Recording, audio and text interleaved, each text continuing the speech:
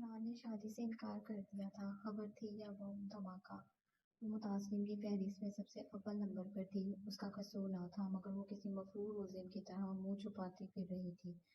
خوف اس کی پرچھائی بن کر اس کے وجود سے چپک گیا تھا اور وہ ہر لمحے آہٹ پر پتے کی طرح لرز جاتی تھی۔ ایسے میں صالحہ آپا کے آنے کی اطلاع اس کی سماعتوں میں سیسا ڈالے جانے کے برابر تھی۔ گو کہ نہ اسے عدالت کے لگائے جانے کا انتظار تھا، نہ سزا سنائے جانے کا۔ وہ تو بس رد کیے جانے کی اذیت سہنے کے لیے اپنے آپ کو تیار کر رہی تھی۔ وقت کی سوئیاں لمحہ بہ لمحہ آگے بڑھتیں، اس کے وجود سے لہو کی بوندیں نچوڑے جا رہی تھیں اور اس کی حالت زلزلے کے نتیجے میں زمین بوس ہو جانے والے اس شخص کی طرح تھی جس کی امداد کو پکارتی چیخیں اس کے وجود کے اندر ہی دم توڑ جاتی ہیں اور انہیں سننے والا کوئی نہیں ہوتا، اور آخرکار وہ اس اذیت پسند موت سے سمجھوتا کر کے سانسیں رکنے کا انتظار کرتا رہتا ہے۔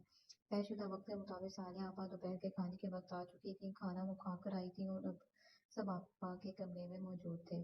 وہ اپنے کمرے میں جلے پیر کی بڈی کی مانند گھوم رہی تھی کہ پرانی ملازمہ نذیرہ نے اسے ابا کے کمرے میں بلوائے جانے کا حکم سنایا۔ وہ خود کو بڑی سی چادر میں لپیٹے دھڑکنوں کی رفتار گنتے ہوئے ابا کے کمرے میں داخل ہوئی۔ صالحہ آپا فرحین اور سالم کے ہمراہ کمرے میں موجود تھیں۔ ابا، امی، بڑے بھیا، سمر، آپی، بھابھی، سب کی نگاہیں اس پر جمی ہوئی تھیں، مگر وہ خود کسی سے نظریں نہیں ملا پا رہی تھی۔ وہ چپ چاپ کھڑی سور پھونکے جانے کی منتظر تھی۔ عنایہ بیٹھ جاؤ۔ صالحہ آپا کی آواز بے تاثر تھی تو وہ ان کے مزاج کا اندازہ نہ ہی لگا سکی، البتہ سمرا آپی کے اشارے پر روبوٹ کی مانند چلتی ہوئی ان کے پاس بیٹھ گئی اور سر جھکا لیا۔ اب سب نے مل کر ایک فیصلہ لیا ہے کہ اب جب کہ افنان نے فرحین سے شادی سے انکار کر دیا ہے تو تمہاری اور سالم۔ صالحہ آپا پانی کے گھونٹ لیتے ہوئے بات کر رہی تھی۔ اچانک انہیں اچھو لگ گیا۔ عنایہ کا دل چاہا کہ وہ اس وقت موقع کا فائدہ اٹھا کر بھاگ جائے یا پھر ان کے سامنے ہاتھ جوڑ کر ان سے پوچھے کہ اگر افنان بھائی نے شادی سے انکار کر دیا ہے تو اس میں میرا کیا قصور ہے، اور سالم تم تو مجھ سے محبت کے دعوے دار تھے۔ افنان بھائی اور فرحین کا رشتہ تو پھر بھی ان کے بدلے طے پایا تھا۔ فرحین سے پوچھے، فرحین تم بھی تو ایک لڑکی ہو، خود کو ایک میری جگہ رکھ کر سوچو کہ اگر افنان کی جگہ سالم نے ایسا کیا ہوتا تو کیا تم اس گیلے کیے کی سزا کو خون کے آنسو نہیں روتی؟ مگر اس کے الفاظ قوت گویائی سے محروم تھے۔ سوچوں کی بڑھتی آواز میں اگرچہ اس کا دماغ پھاڑنے پر آمادہ تھی اور قریب تھا کہ وہ سر پکڑ کر گش کھا کر گر جاتی۔ صالحہ آپا نے آ کر اسے اپنی آغوش میں بھر لیا۔ کیا ہوا ہے میرے بچے علی؟ یہ وقت تو سب پر آتا ہے، لڑکیاں ماں باپ کا گھر چھوڑ کر جاتی ہیں، البتہ یوں اچانک یہ خبر تمہیں ضرور حیران و پریشان کر گئی ہوگی۔ بس اصل میں کوئی رسک نہیں لینا چاہتی، اور اچھا ہے نا تمہاری اور سالم کی شادی کے بہانے یہ جو وقتی اداسی ہم سب کے درمیان گھر کر گئی تھی دور ہو جائے گی۔ صالحہ آپا جانے کیا کیا کیے جا رہی تھی اور وہ دم بہون ان کے چہرے کو کھوج رہی تھی، گویا اندازہ لگانا چاہ رہی ہوں کیا آیا وہ اپنے خواہش و حواس میں ہے، ورنہ ان جیسی روایت پسند خاتون کا یہ فیصلہ اور ایسا قدم اس کے لیے تو کم از کم کسی معجزے سے کم نہ تھا۔